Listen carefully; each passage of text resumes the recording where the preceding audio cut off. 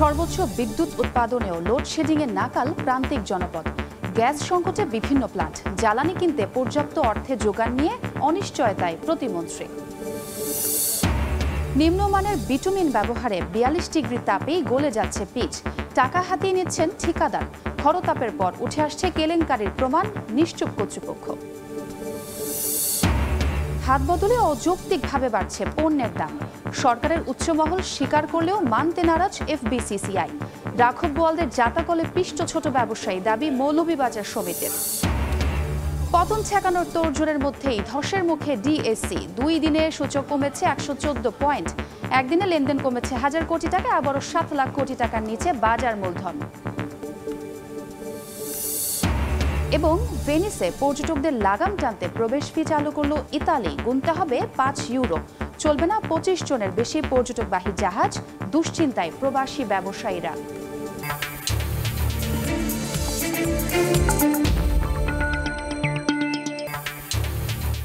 দেখছিলেন শিরোনাম। আমন্ত্রণ জানাচ্ছি দেশ ও দেশের বাইরের অর্থ বাণিজ্যের নানা খবর নিয়ে আমাদের নিয়মিত আয়োজন এই সময়ের বাণিজ্যে। আপনাদের সঙ্গে আছি আমি ছোঁয়া খন্দকার। ভরা গ্রীষ্মে সরবরাহ বাড়ানোর সিদ্ধান্তের মধ্যেও প্রাকৃতিক গ্যাসের অভাবে হোঁচট খাচ্ছে চাহিদা মাফিক বিদ্যুৎ উৎপাদন। সর্বোচ্চ ক্ষমতায় প্লান্ট চালানোর নির্দেশনা থাকলেও বাস্তবে তার মিল নেই। সংশ্লিষ্ট প্রতিমন্ত্রীর দাবি, চাহিদা মতো গ্যাস পেলে সর্বোচ্চ 18,000 মেগাওয়াট পর্যন্ত বিদ্যুৎ উৎপাদন সম্ভব। পাশাপাশি চরম গরমের এই মৌসুমে প্রাথমিক জ্বালানি কিনতে অর্থছাড়ের বিষয়েও শঙ্কা খোদ মন্ত্রণালয়ের। এদিকে সর্বোচ্চ বিদ্যুৎ উৎপাদনেও লোডশেডিংয়ের ভোগান্তিতে নাকাল প্রান্তিক জনপদের মানুষ। ব্রাহ্মণবাড়িয়া থেকে ফিরে সালাউদ্দিন লিয়ার ক্যামেরায় আরও জানাচ্ছেন দেবাশিস রায়। তীব্র তাপদাহের এই সময়ে পাল্লা দিয়ে বেড়েছে বিদ্যুৎ চাহিদা। খেটে খাওয়া মানুষ অল্প বিস্তর সুযোগে বৈদ্যুতিক পাখায় কিছুটা শীতল হতে চাইলেও তাদের নাজেহাল অবস্থা অপরিকল্পিত লোডশেডিংয়ে। প্রশ্ন হলো, দেশে বিদ্যুৎ কেন্দ্রের সংখ্যা প্রায় 150, উৎপাদন সক্ষমতাও 26,000 মেগাওয়াটের ঘর ছাড়িয়েছে। তবু কেন লোডশেডিংয়ের ভোগান্তি? এর উত্তর কিছুটা পাওয়া গেল দেশের প্রথম পাওয়ার হাব হিসেবে স্বীকৃত আশুগঞ্জের এই কেন্দ্রগুলোতে। এখানে ছোট বড় মিলিয়ে সরকারি বিদ্যুৎ উৎপাদনের ইউনিট 6টি, কিন্তু সবগুলো চলছে না পর্যাপ্ত গ্যাসের অভাবে। যেই পরিমাণ গ্যাস এই মুহূর্তে অ্যালোকেশন হচ্ছে, তাতে আমরা আরও 200 মেগাওয়াটের মতো চাইলে দিতে পারি যে কোনো মুহূর্তেই, কিন্তু গ্যাস না পাওয়াতে সেটা পারছে না। এই মুহূর্তে 1200 মেগাওয়াট চলছে, সক্ষমতা 1600 মেগাওয়াট, বাকি 400 মেগাওয়াট হচ্ছে না গ্যাসের। এই মুহূর্তে গ্যাসের অভাব। একে তো সংকট, তার ওপর খাতা কলমে বিদ্যুৎ উৎপাদন খাতে গ্যাসের সরবরাহ বাড়ানো হলেও চাহিদা পূরণ হচ্ছে না পুরোটুকু। চলতি মাসে সর্বোচ্চ 16,233 মেগাওয়াট বিদ্যুৎ উৎপাদন হয়েছে। এই মৌসুমে 18,000 মেগাওয়াট পর্যন্ত চাহিদার প্রক্ষেপণ সরকারের। শঙ্কা আছে প্রাথমিক জ্বালানি কেনার প্রয়োজনীয় অর্থের সংকুলান নিয়েও। আমার মেইন সমস্যা হলো যে পাওয়ার প্ল্যান্টগুলি চালু রাখ। আমরা তো চাবো লোডশেড মুক্ত রাখতে। আমি তো বললাম পাওয়ার প্ল্যান্ট তৈরি, ওই লেভেল পর্যন্ত ট্রান্সমিশন লাইনও তৈরি আছে, 18,000 পর্যন্ত দেওয়া, ডিস্ট্রিবিউশনও তৈরি আছে। মেইন যোগান হলো আমার গ্যাস এবং তেলের যোগান দেওয়া। আমরা কিছু টাকা পেয়েছি, কিছু টাকা আমরা এই কয়েকদিনের মধ্যে পাবো আশাবাদী, বাট এটা অতি সামান্য। বাট আমার কাছে মনে হয় যে এটা একটা ফ্লো থাকা উচিত। সর্বোচ্চ চাহিদার এই সময়ে বিদ্যুৎ উৎপাদনে প্রতিদিন গ্যাসের চাহিদা কম বেশি 230 কোটি ঘনফুট হলেও সরবরাহ বাড়ানোর সিদ্ধান্তের পরও 135 কোটি ঘনফুটের বেশি গ্যাস পাচ্ছে না পাওয়ার প্ল্যান্টগুলো।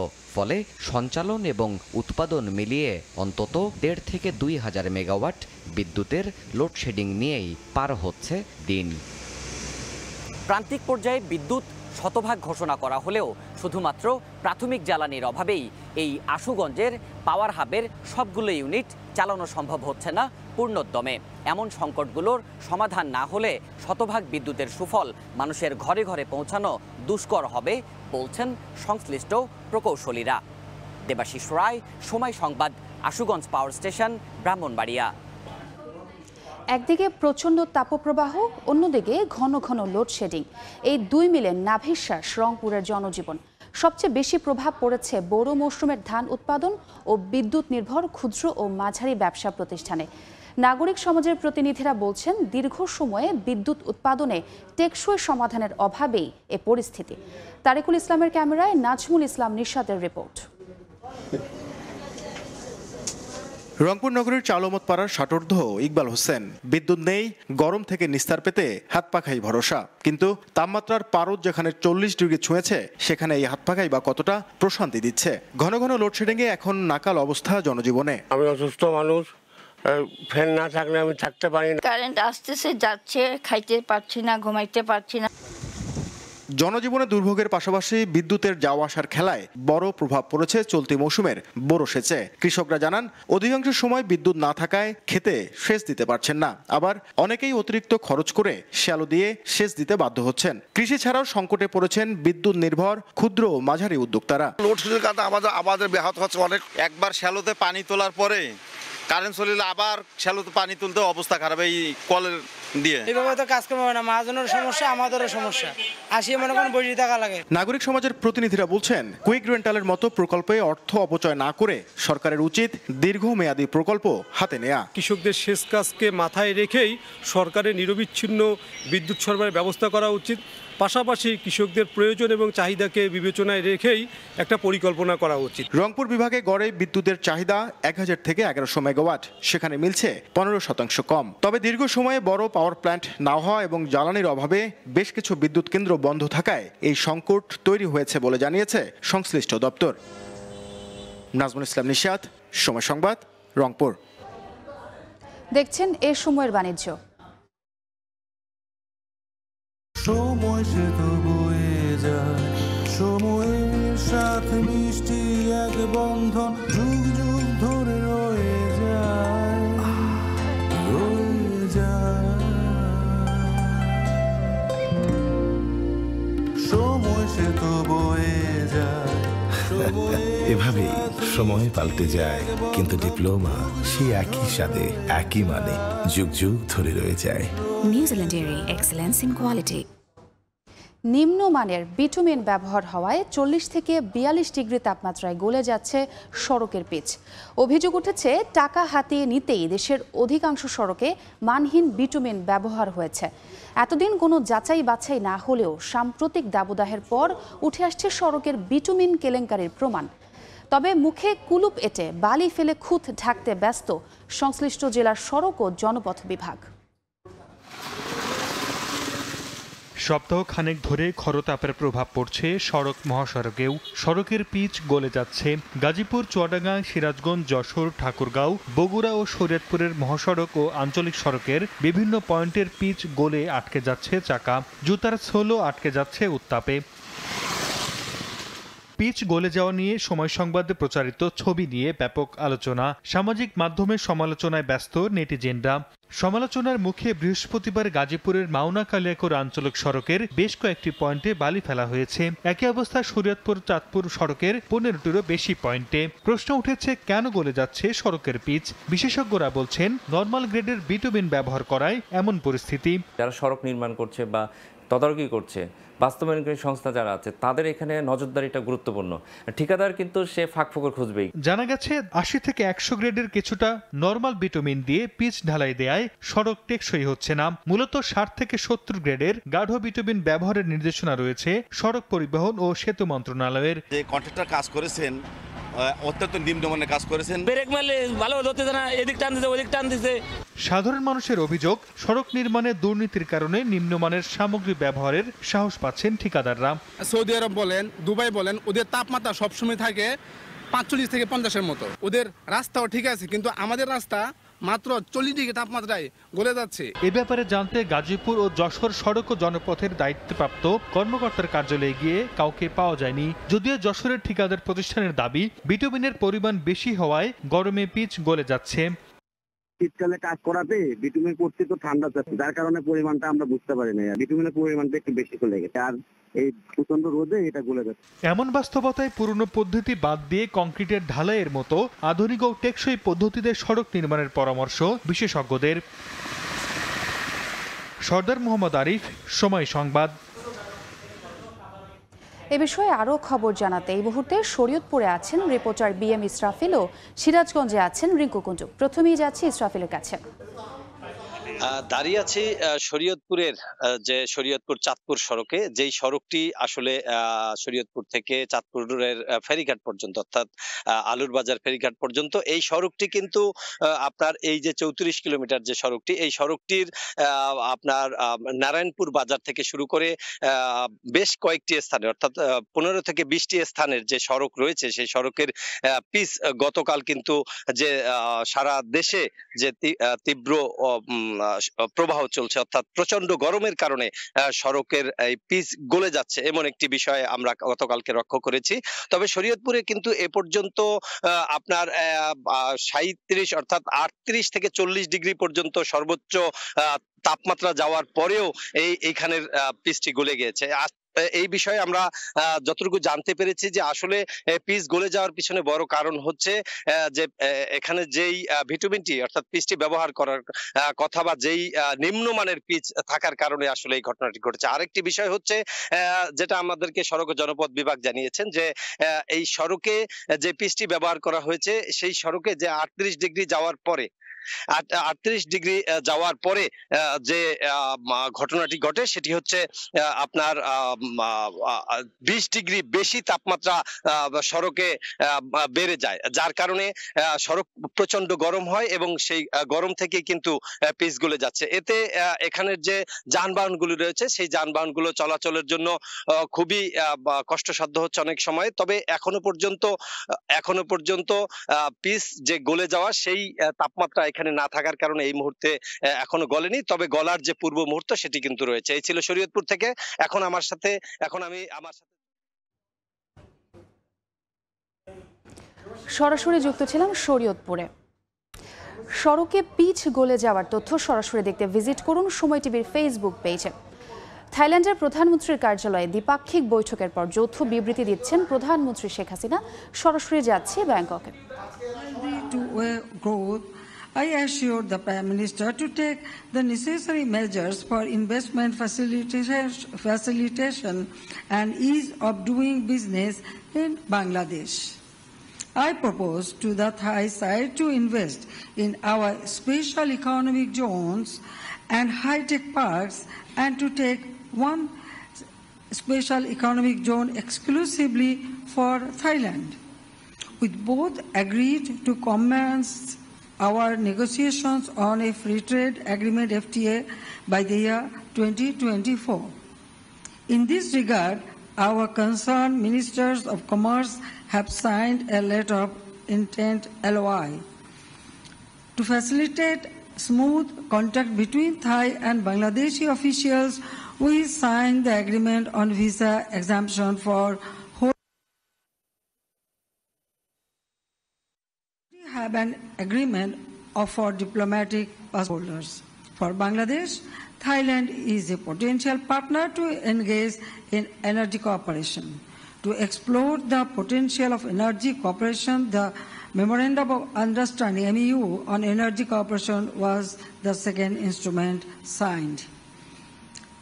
A third Memorandum of Understanding has been signed on cooperation and mutual assistance in customs matter.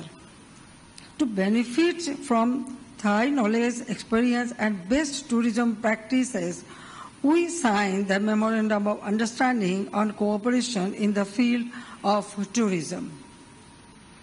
To ensure food security for our people, we explored the possibility of collaboration in the agriculture and food processing sectors. Regarding maritime connectivity, we discussed the direct shipping line between Ranong Port and Chattogram Port. We are following with great interest Thailand's flagship land bridge project. We discussed the possibility of cooperation on training and capacity building for Bangladeshi medical personnel. I also proposed him to explore the possibility of investing in hospitals and medical facilities in Bangladesh. I propose to the Thai side to enhance cooperation among specialized universities between the two countries, especially in agriculture, fisheries, and food processing.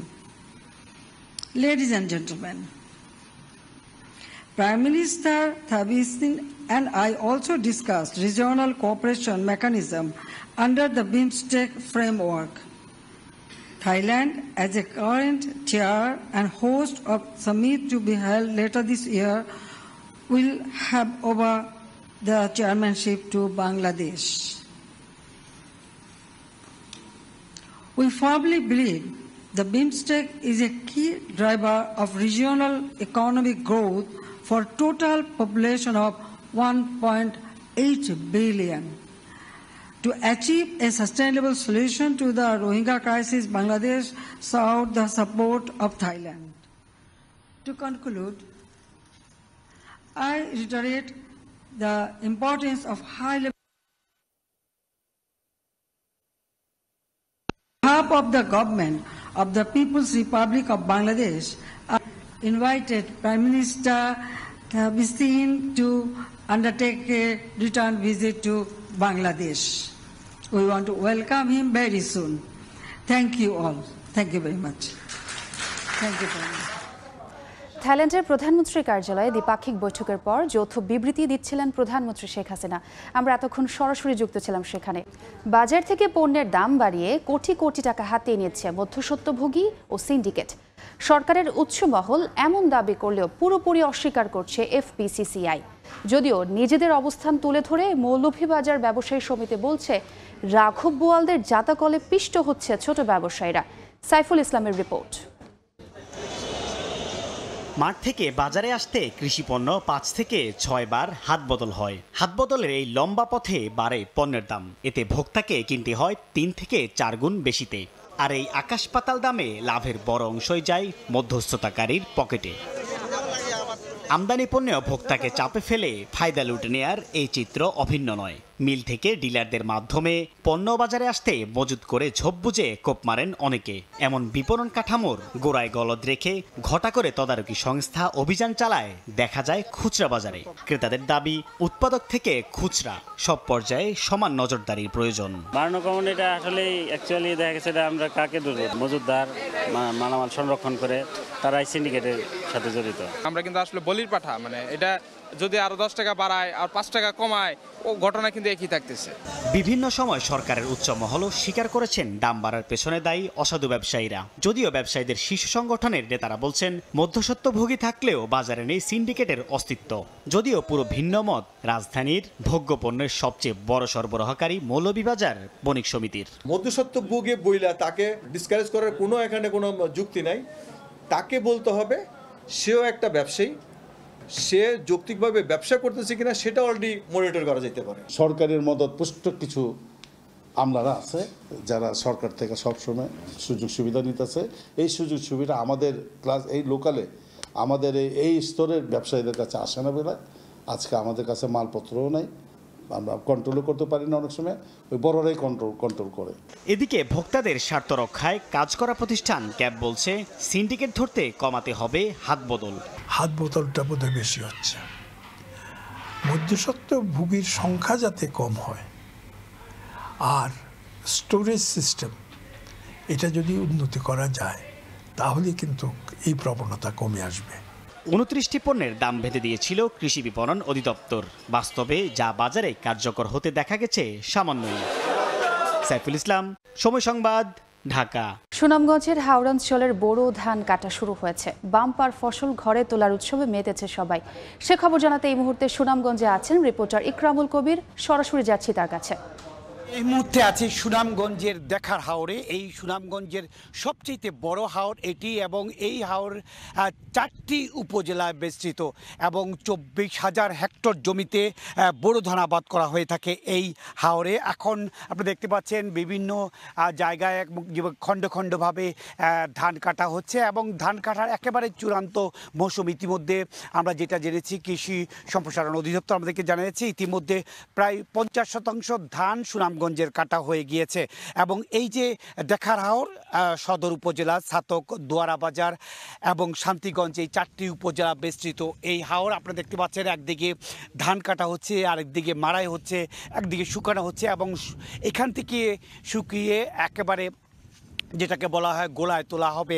এবং এই বছর সুনামগঞ্জের 2,24,000 hectare জমিতে ধান আবাদ করা হয়েছে, বোরো ধান আবাদ করা হয়েছে এবং 1,65,000-এরও বেশি হাওরের জমিতে ধান আবাদ করা হয়েছে এবং প্রতিদিন 12,000 কম্বাইন্ড হারবার মেশিন এবং প্রায় 2 লাখ শ্রমিক ধান কাটছে। এবং সব কিছু মিলে একেবারে যে পরিবেশ বা আবহাওয়া একেবারে অনুকূল থাকায় এবার বাম্পার ফলনের আশা করছে সবাই এবং বাম্পার ফলন হয়েছে। সব ফলন ঘরে তোলার পরেই বোঝা যাবে যে বাম্পার ফলন তারা ঘরে তুলতে পেরেছে। তবে যারা কৃষক আছে, যারা হাওরবাসী আছে, যারা সুনামগঞ্জবাসী আছেন, তারা এখনও আশাবাদী, তারা একটি ভালো ফসল তারা ঘরে তুলতে যাবে। এবং কৃষি সম্প্রসারণ অধিদপ্তর বলছে যে এবার সারও দেওয়া হয়েছে বিনামূল্যে এবং বীজও দেওয়া হয়েছে, যার কারণে কৃষকের মধ্যে একটি আনন্দের ঝলকানি আমরা দেখতে পাচ্ছি। মোটামুটি বলা যায় এই বছর অন্যান্য বছর তুলনায় একবার নির্বিঘ্নে কৃষকেরা বা শহরবাসী তাদের ধান ঘরে তুলতে পারবেন। মোটামুটি এ ছিল সুনামগঞ্জের যে বোরো ধানের কাটার মৌসুম চলছে তার সবশেষ খবর। সরাসরি যুক্ত ছিলাম সুনামগঞ্জে। পতন ঠেকাতে নিয়ন্ত্রক সংস্থার নেয়া নতুন উদ্যোগের প্রথম দিনেই সূচক ও দৈনিক লেনদেনে বড় পতনের মুখে পড়ল ঢাকার পুঁজিবাজার। সপ্তাহের শেষ কার্যদিবসে প্রধান সূচক হারিয়েছে 60 পয়েন্ট, আগের দিনও কমেছে 54 পয়েন্টের বেশি। পুঁজিবাজারের পতন ঠেকাতে আবারও শেয়ারের দামের সর্বনিম্ন মূল্যসীমা বেঁধে দিয়েছে Bangladesh securities and exchange commission BSEC। এতে কোনো কোম্পানির শেয়ার ও মিউচুয়াল ফান্ডের দাম একদিনে 3% বেশি কমতে পারবে না। অথচ সর্বনিম্ন মূল্যসীমা কার্যকরের প্রথম দিন বৃহস্পতিবারই বড় ধরনের পতনের মুখে পড়েছে দেশের প্রধান পুঁজিবাজার ঢাকা স্টক এক্সচেঞ্জ DSE। সপ্তাহের শেষ দিনের লেনদেন বলছে এদিন ডিএসইর প্রধান সূচক DSEX 60 পয়েন্ট কমে নেমেছে 5,518 পয়েন্টে। এর আগে ঢাকার পুঁজিবাজারে এর চেয়ে কম সূচক ছিল প্রায় 3 বছর আগে 2021 সালের 3 মে। সেদিনে সূচক নেমেছিল 5,511 পয়েন্টে। একদিনের ব্যবধানে দৈনিক লেনদেন কমেছে 91 কোটি টাকা, আর 6 কার্যদিবস পর আবার বাজার মূলধন নেমেছে 7 লাখ কোটি টাকার নিচে। এদিন ডিএসইতে লেনদেন হওয়া কোম্পানির মধ্যে দর কমেছে 300টির, 69টির বেড়েছে ও অপরিবর্তিত রয়েছে 27 কোম্পানির। লেনদেন হয়েছে 514 কোটি 43 লাখ টাকার শেয়ার। দরপতনের শীর্ষে থাকা 5 company Bata shoe company, Renata, United Power Generation and Distribution Company, Nitol insurance ও সোনার বাংলা ইন্স্যুরেন্স। আর দর বৃদ্ধির শীর্ষ 5 প্রতিষ্ঠান ADN telecom, United Finance, MB pharmaceuticals, Sonali Aansh ও কোহিনুর কেমিক্যাল। ইয়ানুর শিফাত, সময় সংবাদ, ঢাকা। আসছে বাজেটে তামাক পণ্যের ওপর কার্যকর কর আরোপের মাধ্যমে দাম বাড়ানোর দাবি জানিয়েছে National Heart Foundation of Bangladesh ও প্ল্যাটফর্ম ডক্টরস ফাউন্ডেশন। বৃহস্পতিবার প্রেস ক্লাবে আয়োজিত সংবাদ সম্মেলনে সংগঠন দুটির দাবি, প্রতি 10 শলাকা প্যাকেটের সিগারেটের নিম্ন স্তরের দাম 60 টাকা, মধ্যস্তরের 80 টাকা, উচ্চ স্তরের 130 টাকা এবং প্রিমিয়াম স্তরের 170 টাকা করা হোক। 2024-25 অর্থ বছরের বাজেটে প্রস্তাবিত তামাক কর বাস্তবায়ন করা হলে দেশে সিগারেটের ব্যবহার 15.1% থেকে কমে 13.80% নামবে বলে মনে করে সংগঠন দুটি। ওয়ালটনের ডিজিটাল ক্যাম্পেইন সিজন 20-এর আওতায় এসি কিনে মিলিয়নিয়ার হয়েছেন গাজীপুরের স্যানিটারি ব্যবসায়ী মোহাম্মদ আলী, পেয়েছেন নগদ 10 লাখ টাকা। বৃহস্পতিবার বিকেলে গাজীপুরের রাজাবাড়ি বাজারে এক অনুষ্ঠানে মোহাম্মদ আলীর হাতে চেক তুলে দেন চিত্রনায়ক আমিন খান ও অভিনেতা মনোয়ার হোসেন দীপজল।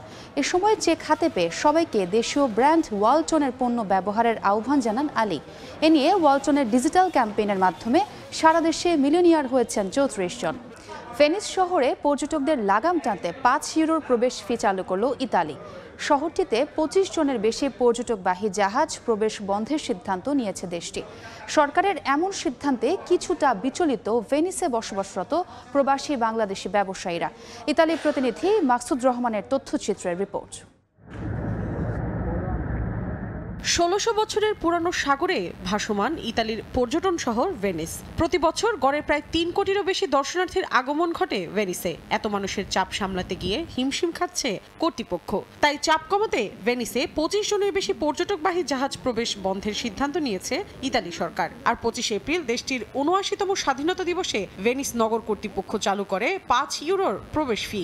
সরকারের এমন সিদ্ধান্তে কিছুটা বিচলিত ভেনিসে বসবাসরত প্রবাসী বাংলাদেশি ব্যবসায়ীরা। ভেনিসে যারা ট্যুরিস্ট আসে তাদের ঢোকার জন্য একটা এন্ট্রি ফি নির্ধারণ করা হয়েছে ৫ ইউরো করে। তো এতে করে যারা ট্যুরিস্টদের সংখ্যা হয়তোবা কমে যেতে পারে। ভেনিসে প্রবেশে ট্যাক্সের আওতামুক্ত থাকবেন স্থানীয় বাসিন্দা, নগরের কর্মজীবী মানুষ, ছাত্রছাত্রী ও ১৪ বছরের নিচের শিশুরা। বাইরে থেকে আসা দেশি কিংবা বিদেশি পর্যটক বা দৈনন্দিন ভ্রমণকারী কেউ যদি এই প্রবেশ ফি পরিশোধ না করেন তবে ৫০ থেকে ৩০০ ইউরো জরিমানার বিধান রেখেছে সংশ্লিষ্টরা। সময় সংবাদ, ইতালি। এই পর্যায়ে শীর্ষ সংবাদগুলো জানিয়ে দিচ্ছি আরেকবার। সর্বোচ্চ বিদ্যুৎ উৎপাদনেও লোডশেডিংয়ে নাকাল প্রান্তিক জনপদ। গ্যাস সংকটে বিভিন্ন প্ল্যান্ট। জ্বালানি কিনতে পর্যাপ্ত অর্থের যোগান নিয়ে অনিশ্চয়তায় প্রতিমন্ত্রী। নিম্নমানের বিটুমিন ব্যবহারে ৪২ ডিগ্রি তাপেই গলে যাচ্ছে পিচ। টাকা হাতিয়ে নিচ্ছেন ঠিকাদার। খরতাপের পর উঠে আসছে কেলেঙ্কারির প্রমাণ, নিশ্চুপ কর্তৃপক্ষ। এবং হাত বদলে অযৌক্তিকভাবে বাড়ছে পণ্যের দাম। সরকারের উচ্চমহল স্বীকার করলেও মানতে নারাজ এফবিসিসিআই। রাঘব বোয়ালদের জাতাকলে পিষ্ট ছোট ব্যবসায়ী দাবি মৌলভীবাজার সমিতির।